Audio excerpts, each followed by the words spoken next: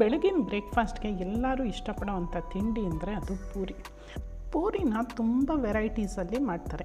ಆದರೆ ನಾನಿವತ್ತು ಒಂದು ತುಂಬ ಸಿಂಪಲ್ಲಾಗಿ ಪೂರಿ ಹೆಂಗೆ ಮಾಡೋದು ಅಂತ ಇವತ್ತಿನ ವೀಡಿಯೋಲಿ ತೋರಿಸ್ತಾ ಇದ್ದೀನಿ.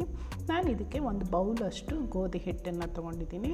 ರುಚಿಗೆ ತಕ್ಕಷ್ಟು ಉಪ್ಪನ್ನು ಹಾಕಿ 1 ಸ್ಪೂನ್ ಎಣ್ಣೆನೂ ಕೂಡ ಇದಕ್ಕೆ ಹಾಕ್ಕೊಂಡು ಚೆನ್ನಾಗಿ ಹಿಟ್ಟನ್ನು ನಾದಿ ಕಲಿಸ್ಕೋಬೇಕಾಗತ್ತೆ. ಪೂರಿ ಚೆನ್ನಾಗಿ ಉಬ್ಬಿ ಬರಬೇಕು ಅಂದರೆ ಅದ್ರದ್ದು ಸೀಕ್ರೆಟ್ ಇರೋದು ಈ ಹಿಟ್ಟು ಕಲಿಸೋದ್ರಲ್ಲಿ. ಈ ಹಿಟ್ಟಿಗೆ 1 ಸ್ಪೂನ್ ಎಣ್ಣೆ ಹಾಕ್ಕೊಂಡು ಚೆನ್ನಾಗಿ ಈ ರೀತಿ ಮಿಕ್ಸ್ ಮಾಡ್ಕೊಳ್ಳೋದ್ರಿಂದ ಎಣ್ಣೆ ಚೆನ್ನಾಗಿ ಹೊಂದ್ಕೋಬೇಕು. ಗೋಧಿ ಹಿಟ್ಟಿನ ಜೊತೆಗೆ ಎಣ್ಣೆ ಚೆನ್ನಾಗಿ ಬೆರೆತ್ಕೊಂಡ್ಮೇಲೆ ಸ್ವಲ್ಪನೇ ನೀರು ಹಾಕಿ ಇದನ್ನು ಗಟ್ಟಿಯಾಗಿ ಕಲಿಸ್ಕೋಬೇಕು. ನಾವು ಚಪಾತಿ ಕಲಿಸ್ತೀವಲ್ಲ ಸಾಫ್ಟಾಗಿ, ಆ ಥರ ಇರಬಾರ್ದು. ಯಾವಾಗಲೂ ಪೂರಿಗೆ ಸ್ವಲ್ಪ ಹಿಟ್ಟು ಚಪಾತಿ ಹಿಟ್ಟಿಗಿಂತ ಗಟ್ಟಿಯಾಗೇ ಇರಬೇಕು. ಮತ್ತು ಈ ಹಿಟ್ಟನ್ನು ನಾವು ನೆನೆಸಬಾರ್ದು. ಕಲಸಿದ ತಕ್ಷಣವೇ ನಾವು ಪೂರಿನ ಲಟ್ಸೋದ್ರಿಂದ ಪೂರಿ ಉಬ್ಬಿ ಬರುತ್ತೆ.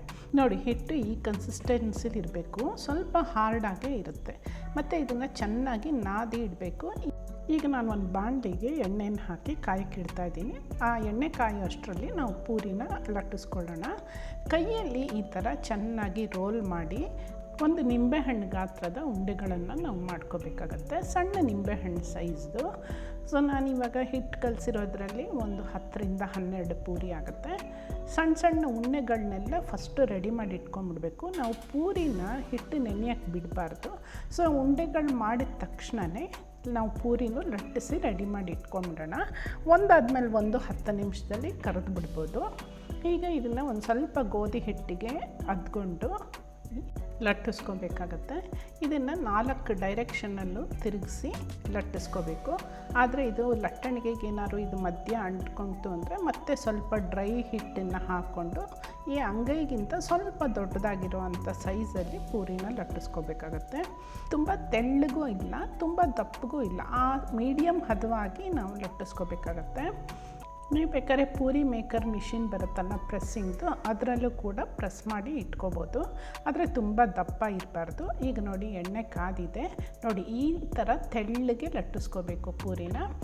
ನಾನು ಪೂರಿನ ಸ್ವಲ್ಪ ದೊಡ್ಡ ಸೈಜಾಗಿ ಲಟ್ಟಿಸ್ಕೊಂಡಿರೋದ್ರಿಂದ ದೊಡ್ಡ ಬಾಂಡೆನ ಇಟ್ಕೊಂಡಿದ್ದೀನಿ. ಬಾಂಡೆ ಅಂಚಿಂದ ಪೂರಿನ ಈ ಥರ ಎಣ್ಣೆಯಲ್ಲಿ ಬಿಟ್ಟು ಒಂದು ಸರಿ ಅದು ಕರೆದ ತಕ್ಷಣವೇ ತಿರುವು ಹಾಕಿ ಮೇಲೆ ಈ ಸೌಟಿಂದ ಪ್ರೆಸ್ ಮಾಡ್ತಾ ಸ್ವಲ್ಪ ಎಣ್ಣೆನ ಅದರ ಮೇಲೆ ಹಾಕ್ತಾ ಬರಬೇಕಾಗತ್ತೆ. ಆವಾಗ ಪೂರಿ ಉಬ್ಬಿ ಬರುತ್ತೆ. ಯಾವುದೇ ಕಸಿ ಬಿಸಿ ಇಲ್ಲದೆ 10 ನಿಮಿಷದಲ್ಲಿ ಮನೆಯವ್ರಿಗೆಲ್ಲ ಪೂರಿನ ರೆಡಿ ಮಾಡ್ಕೋಬೋದು.